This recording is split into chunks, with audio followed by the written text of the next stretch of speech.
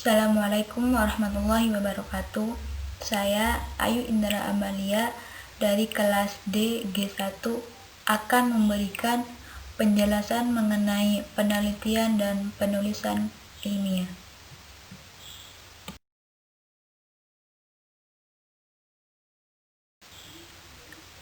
Definisi penelitian dan penulisan ilmiah. Yang pertama, penulisan.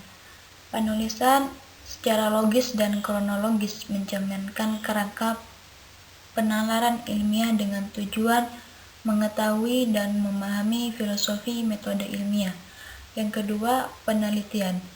Penelitian adalah suatu kegiatan atau proses sistematis untuk memecahkan masalah yang dilakukan dengan menerapkan metode ilmiah dengan tujuan menjelaskan atau memprediksikan.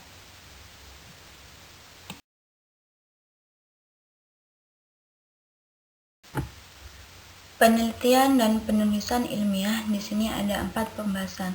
Yang pertama, tujuan penelitian dan penulisan ilmiah. Yang kedua, struktur penelitian dan penulisan ilmiah. Yang ketiga, teknis penulisan ilmiah. Yang keempat, teknis notasi ilmiah.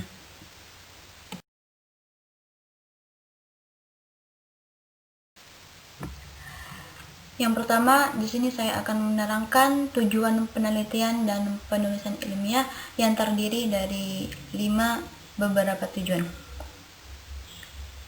Yang pertama, memperoleh informasi baru. Penelitian biasanya akan berhubungan dengan informasi atau data yang masih baru jika dilihat dari aspek si peneliti. Walaupun mungkin saja suatu data atau fakta tersebut telah ada dan berada di suatu tempat dalam waktu lama. Kedua, mengembangkan dan menjelaskan. Dengan melakukan pengembangan dan usaha menjelaskan melalui teori yang didukung fakta-fakta penunjang yang ada, peneliti akan dapat sampai pada pemberian pernyataan sementara yang sering disebut hipotesis. Yang ketiga, menerangkan. Tujuan penelitian ini penting dalam aspek akademika karena dengan memiliki kemampuan yang menyangkut menerangkan. Yang terakhir, memprediksi dan mengontrol suatu ubahan. Memprediksi dan mengontrol sesuatu dapat dikatakan bahwa seseorang tersebut adalah ahli yang memiliki kelebihan apabila dibanding dengan orang awam.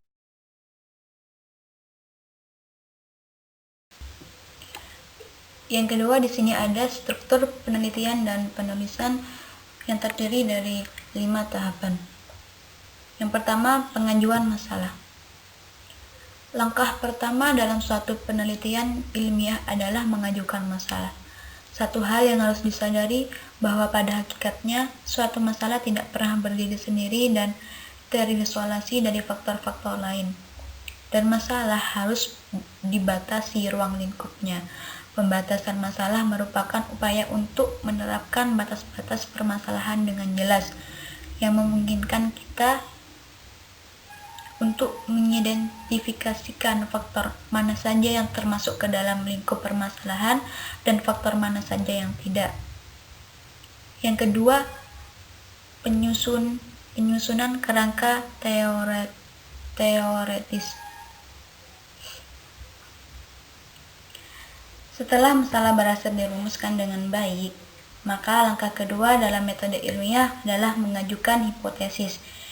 Hipotesis merupakan dugaan atau jawaban sementara terhadap permasalahan yang diajukan, agar sebuah kerangka teoritis dapat meyakinkan, maka argumentasi yang disusun tersebut harus dapat memenuhi beberapa syarat.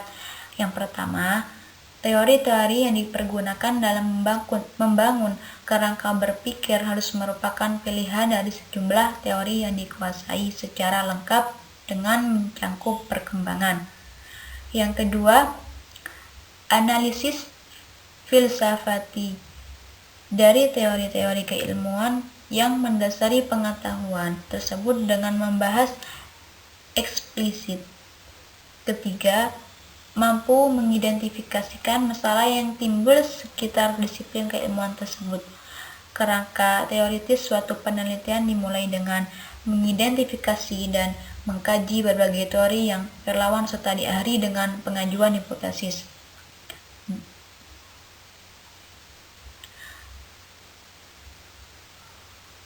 Pengkajian kerangka teoritis ini adalah perumusan hipotesis harus merupakan pangkal dan tujuan dari seluruh analisis. Yang ketiga, ada metodologi penelitian. Setelah kita berhasil merumuskan hipotesis yang diturunkan secara deduktif dari pengetahuan ilmiah yang relawan, maka langkah berikutnya adalah menguji hipotesis tersebut secara empiris. Artinya, kita melakukan verifikasi apakah pernyataan yang dikandung oleh hipotesis yang diajukan tersebut didukung atau tidak oleh kenyataan yang bersifat aktual. Yang keempat, hasil penelitian.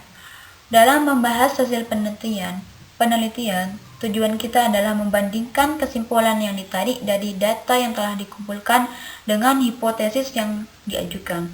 Hasil penelitian dapat dilaporkan dalam kegiatan sebagai berikut. 1. Menyatakan variabel-variabel yang diteliti. 2. Menyatakan teknis analisis data. 3. Mendeskripsikan hasil analisis data. Yang keempat, memberikan penafsiran terhadap kesimpulan analisis data. Yang kelima, menyimpulkan pengujian hipotesis apakah ditolak atau diterima. Yang terakhir, ringkasan dan kesimpulan.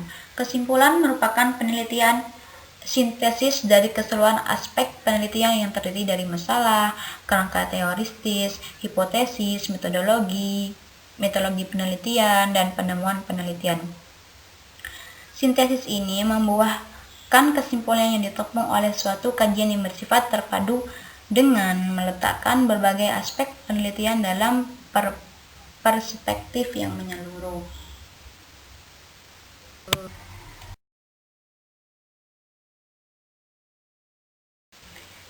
Yang selanjutnya di sini ada teknis penulisan ilmiah.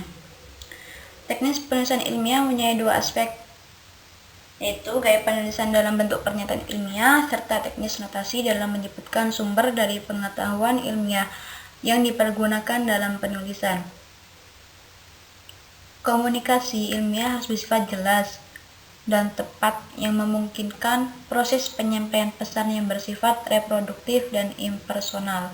Dalam menulis karangan ilmiah, penggunaan kata harus dilakukan secara tepat. Artinya, kita harus memilih kata-kata yang sesuai dengan pesan apa yang ingin disampaikan. Jadi 4 ini sudah mencakup seluruh teknis penulisan karya ilmiah.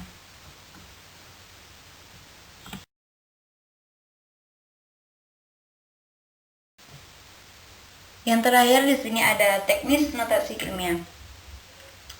Pernyataan ilmiah yang kita pergunakan dalam tulisan harus mencakup beberapa hal.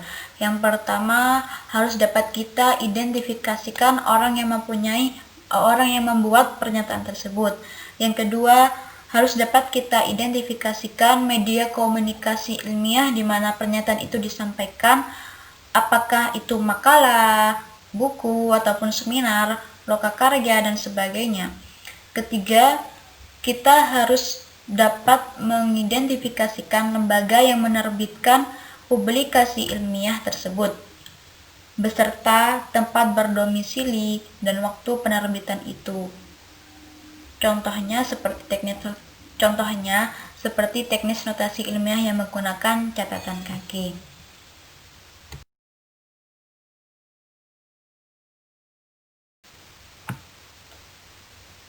Kurang lebihnya mohon maaf. Wassalamualaikum warahmatullahi wabarakatuh.